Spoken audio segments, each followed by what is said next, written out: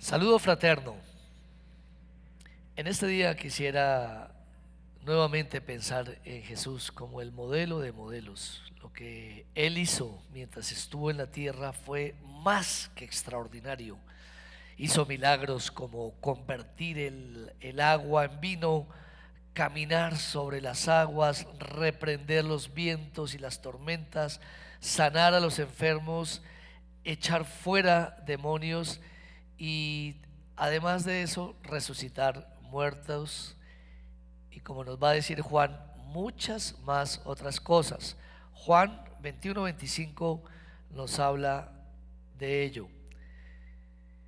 Y hay también otras muchas cosas que hizo Jesús, las cuales, si se escribieran una por una, pienso que ni aún en el mundo cabrían los libros que se habrían de escribir. Amén. Ese es el cierre del Evangelio de Juan, hablando de todas las cosas que hizo Jesús y de muchas, como vimos, que si se escribieran, pues no habría como libros para colocar todo lo que Jesús hizo. Pero pese a estas grandes obras tan grandes, los discípulos, por la influencia de Dios, no pidieron a Jesús que les enseñara, por ejemplo, a hacer milagros, a caminar sobre el agua, a calmar las tempestades, a multiplicar los panes o a resucitar muertos. Ellos pidieron aprender a orar. Lo primero que enseñó Jesús cuando los discípulos le dicen que le enseñen a orar fue a quién se estaban dirigiendo. El título para hoy, el tema es hablar acerca de Dios como el Padre nuestro. Padre nuestro.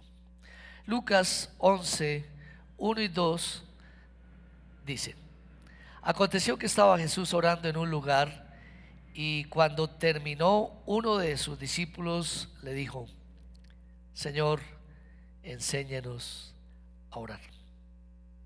Como también Juan enseñó a sus discípulos y le dijo: cuando oréis, decid, y aquí está nuestro tema: Padre nuestro que estás en los cielos, santificado sea tu nombre, venga tu reino, hágase tu voluntad como en el cielo, así también en la tierra. Y hoy estaremos mirando lo concerniente a quién, cómo Jesús enseñó a quién nos debemos dirigir. A los discípulos los cautivó definitivamente la relación estrecha de Jesús con el Padre y la marca de esa relación sobre Jesús, esa espontaneidad, esa profundidad, esa devoción, esa reverencia y ese ambiente que podía percibirse cuando Jesús se relacionaba con su Padre. Y hay tres enseñanzas sobre la paternidad de Dios que quisiera hablar en cuanto a la oración y el Padre nuestro. Lo primero que quisiera decir o hablar es acerca de la aparición de esta paternidad, la aparición de la paternidad de Dios. A Dios no se le dirigía hasta entonces como Padre, sino se le daban otros atributos de grandeza como Jehová, Dios. No había el sentido de esa intimidad o de ese acercamiento, sino más de ese reconocimiento de la grandeza. Por ejemplo, Moisés, cuando describió a Dios, nombró algunos de sus atributos que bien representaban su omnipotencia, su omnipresencia y su omnisciencia. En Deuteronomio 10:17 nos dice cómo era reconocido Dios por estos héroes de la fe o por el pueblo antiguo. Deuteronomio 10:17, la primera parte dice: porque Jehová vuestro Dios es Dios de dioses y Señor de señores, Dios grande, poderoso y temible. Asimismo, en el tiempo de la monarquía, el rey David dijo de los atributos de Dios lo siguiente: Salmo 96, 4 al 6. Porque grande es Jehová y digno de suprema alabanza. Temible sobre todos los dioses, porque todos los dioses de los pueblos son ídolos, pero Jehová hizo los cielos. Alabanza y magnificencia delante de él, poder y gloria en su santuario. Y muchos más profetas hablarían de esa distinción de Dios, no como Padre, sino ese reconocimiento como el Dios creador, como el Dios soberano. El profeta Isaías lo reconoció como Señor exaltado y santo. Isaías capítulo 6 versículo 1 al 3, en esa experiencia grandiosa y gloriosa, dice: en el año que murió el rey Usías, vi yo al Señor sentado sobre un trono alto y sublime, y sus faldas llenaban el templo. Por encima de él habían serafines, cada uno tenía 6 alas, con 2 cubrían sus rostros, con 2 cubrían sus pies, y con 2 volaban. Y el uno al otro daba voces diciendo: Santo, Santo, Santo, Jehová de los ejércitos, toda la tierra está llena de su gloria. Un atributo más: Jehová de los ejércitos, el Señor de los principados, de las potestades, de las huestes de maldad, el Señor de guerra espiritual, el Señor que se sienta en su trono, el Señor grandioso y maravilloso, que es oculto a los ojos del hombre, y cuando aparece es sencillamente temible. Pero ya con la venida de Jesús, el único que nos acerca al Padre, tuvimos acceso a esta paternidad, la aparición de la paternidad de Dios. En Juan 14:6 él lo dijo.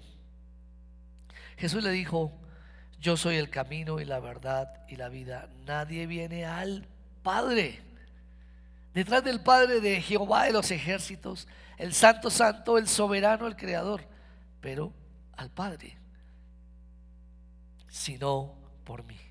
Y entendemos, además de la centralidad de la obra de Cristo de reconciliarnos con Dios, perdonarnos nuestros pecados, o al lado de esto, esa relación restaurada, y con esa particular bendición de llegar al Padre del cielo. En Juan 14:7 al 9, Jesús dijo además: si me conocieses, también a mi Padre conoceríais, y desde ahora le conocéis y le habéis visto. Felipe le dijo: Señor, muéstranos al Padre y nos basta. Jesús le dijo: tanto tiempo hace que estoy con vosotros y no me has conocido, Felipe. El que me ha visto a mí ha visto al Padre. ¿Cómo pues dices tú: muéstranos al Padre? El Hijo de Dios Jesucristo era admirado por el tipo de relación tan estrecha y amorosa que sostenía con su Padre celestial, y los discípulos anhelaban tener una relación igual o similar. En Marcos 14:36, ellos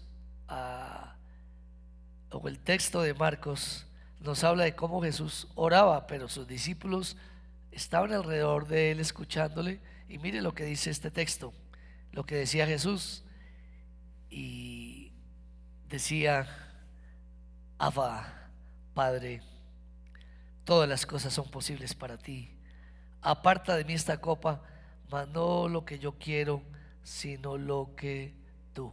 Momento difícil, trascendental para Jesús, pero él lo veía como su Padre.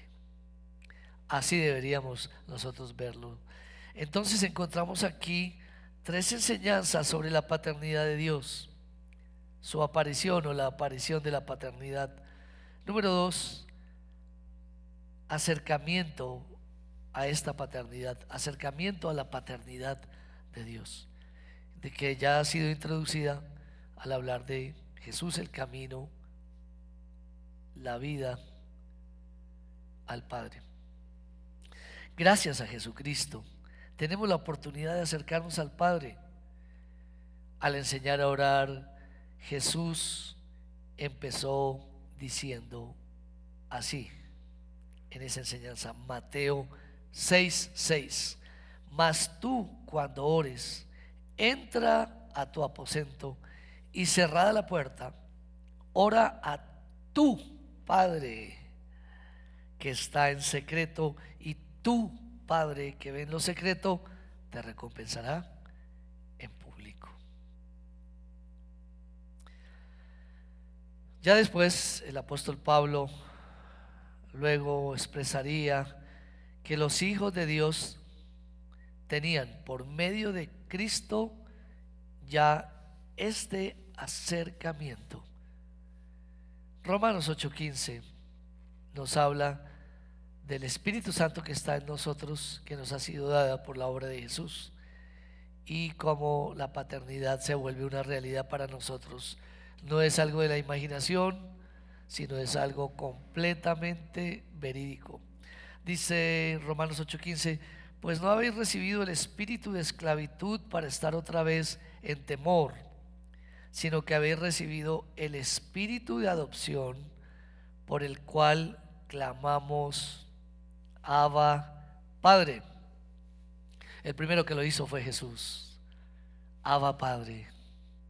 Y ahora, por el espíritu que nos ha sido dado, podemos nosotros decir también, Abba, Padre. ¿Por qué es importante, hermano?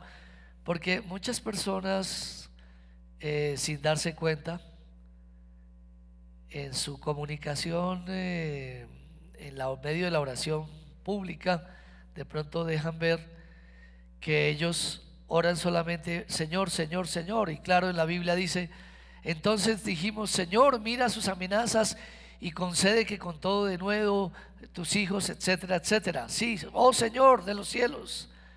Pero a veces es poco recurrente escuchar, o no es recurrente escuchar en las personas dirigirse a Dios como Padre. ¿Por qué? Bueno, quizás porque la ausencia de Padre culturalmente ha sido una realidad, y no se le ha dado la importancia que tiene un padre, o el padre no ha ejercido las funciones que tiene que ejercer, que muestran en alguna medida lo que es Dios como Padre, pero el Padre ha fallado. Entonces las personas no dicen Padre para dirigirse a Dios, sino solamente Señor, Señor. Algunos se han tenido padre, han tenido un buen papá, o han tenido un padre que se ha esforzado lo mayor en entregar esas cualidades, y ellos han participado de esos beneficios, pero culturalmente dentro de la iglesia la gente solo escucha Señor, Señor, Señor, y no Padre. Aquí el apóstol Pablo nos dice que podemos decir Padre. Los que no han sido reconciliados pueden vivir con miedo de Dios, porque no han sido reconciliados, no tienen esa paternidad habilitada. Pero nosotros que nos hemos reconciliado debemos quitar ese miedo de acercarnos al Dios vivo y hablarle con confianza a nuestro Padre celestial. Gálatas 4:6 dice: y por cuanto sois hijos, Dios envió a vuestros corazones el espíritu de su Hijo, el cual clama, Abba, Padre. Por cuanto sois hijos. Y eso es muy importante, hermanos. Si somos hijos de Dios, debemos dirigirnos a nuestro Padre celestial. Y hay otro sector de personas que creen que Dios es el Padre de todos. La gente en el mundo puede pensar esto, lo cual fue cierto en cuanto que Él es su creador. Entonces este Padre fue Padre de todos los espíritus, pero no tiene, o de todas las personas, pero no tiene esa relación con todas esas personas, porque algo tuvo que suceder. Pero sí Él es el Padre de todos los espíritus. Hebreos 12:9 dice: por otra parte tuvimos a nuestros padres terrenales que nos disciplinaban y los venerábamos. ¿Por qué no obedeceremos mucho mejor al Padre de los espíritus y viviremos? Entonces es cierto, Él es el Padre de todos los espíritus. Sin embargo, ahora Él es Padre solamente de sus hijos que por adopción volvieron a la relación con su Padre, o al decir volvieron a lo que Dios siempre tuvo en su corazón, de tener hijos y de ser la familia de Dios. Y que en ese sentido no todos los seres humanos somos hermanos. No todos podemos usarlo coloquialmente, de decirnos hermanos. Somos hermanos, los hermanos colombianos, los hermanos venezolanos, los hermanos peruanos, somos hermanos. Pero en ese sentido es algo como le decía, como algo que es un decir entre nosotros, pero doctrinalmente, teológicamente, en verdad no somos hermanos, somos prójimos, nuestros prójimos, a los cuales merecemos respeto, pero no somos hermanos porque no pertenecemos todos a la familia de Dios, y es algo que es importante sostenerlo. Jesús le dijo a algunos pretenciosos que no fueran a pensar que Dios era su Padre, cuando en realidad otro era su Padre. Y entonces hablamos de dos tipos de padres, o dos tipos de paternidades: la paternidad de Dios y la paternidad del que está en contra de Dios, o sea, me refiero al diablo. Y es fácil, o sería fácil, distinguir a los hijos de acuerdo a la identidad que ellos tuvieran con su familia o con su padre. Se parecerían a su padre, se asemejarían a su padre lo mayormente posible. Juan 8:39 y 40 y Juan 8:44 dice: respondieron y le dijeron a Jesús: nuestro padre es Abraham. Jesús les dijo: si fueseis hijos de Abraham, las obras de Abraham haríais, pero ahora procuráis matarme a mí, hombre que os he hablado la verdad, la cual he oído de Dios.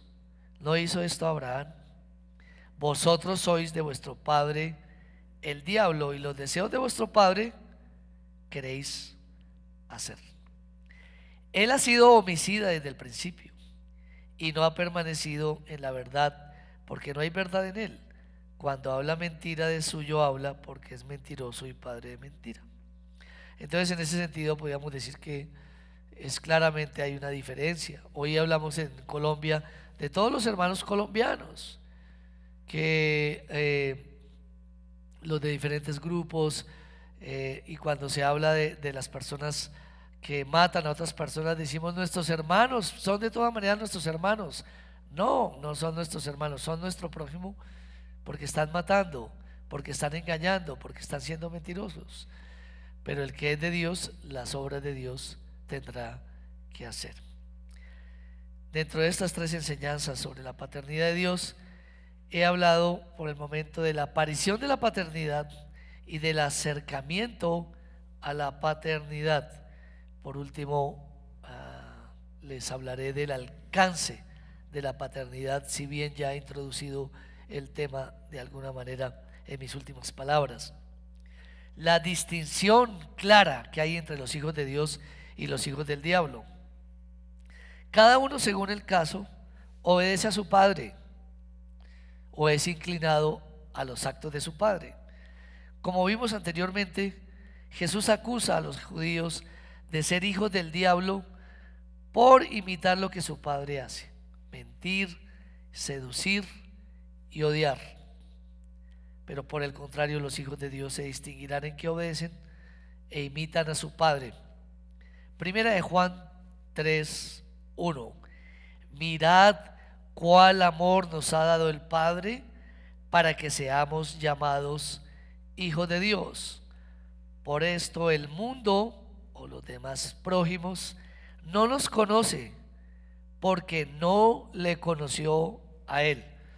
Conocer al Padre es hacernos uno con el Padre, habernos sido reconciliado, haber reconciliado nuestras vidas con Él y en consecuencia actuar conforme a ese nuevo ADN que tenemos espiritual. Entonces, ¿quiénes son los hijos de Dios?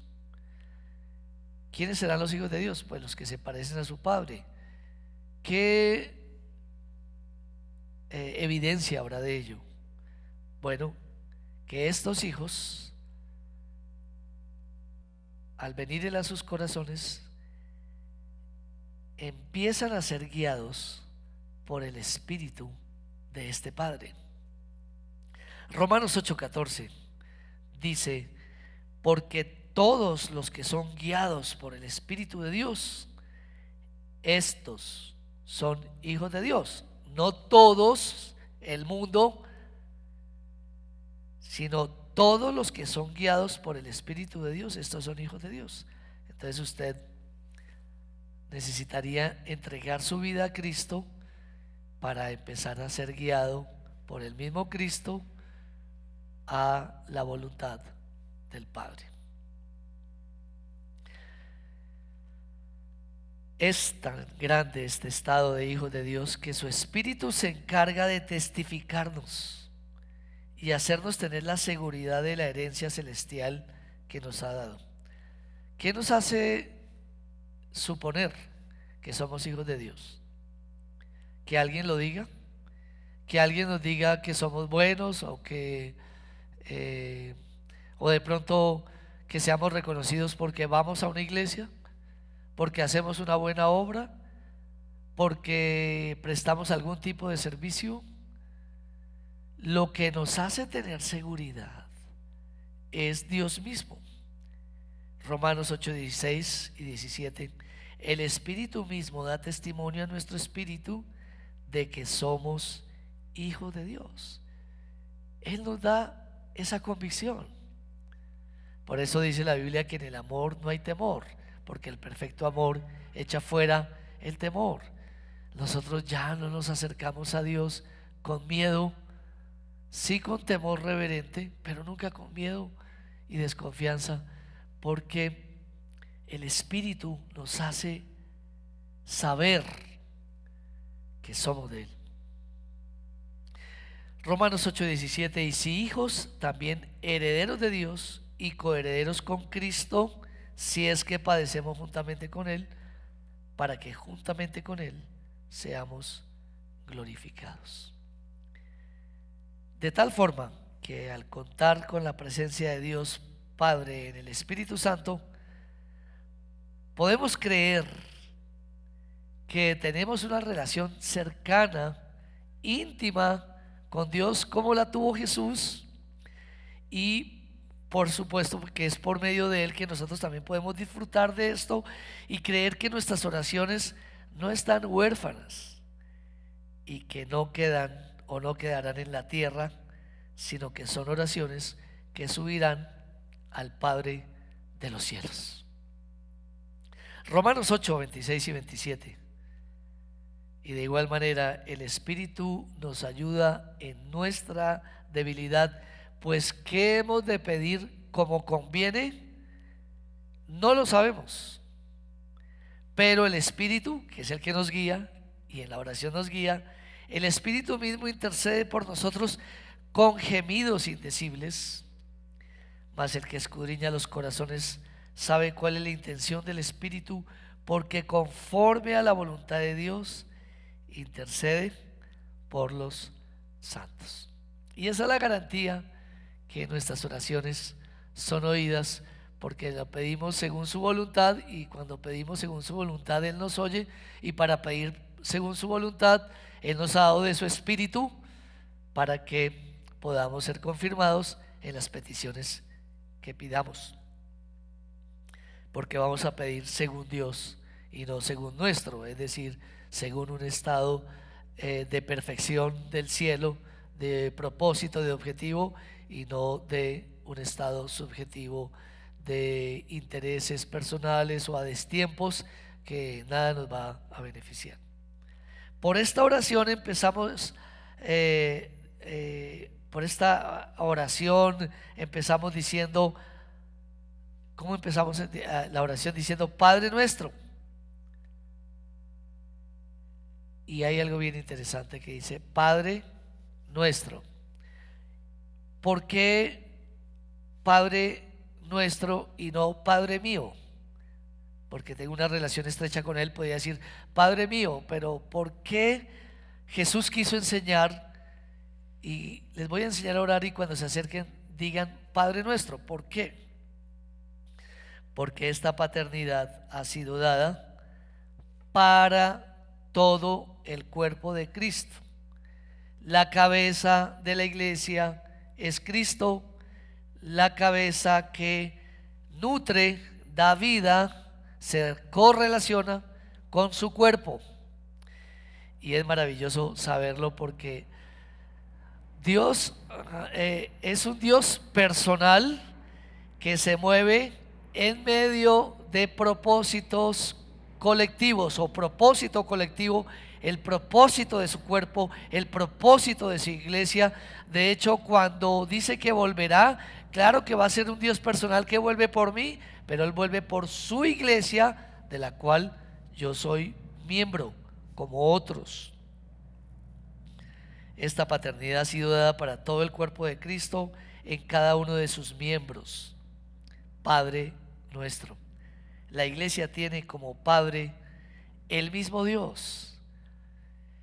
Efesios 3, 14 y 15 dice: por esta causa doblo mis rodillas ante el Padre de nuestro Señor Jesucristo, de quien toma nombre toda familia. Somos una familia, y esa familia es la que está en los cielos y la que está en la tierra.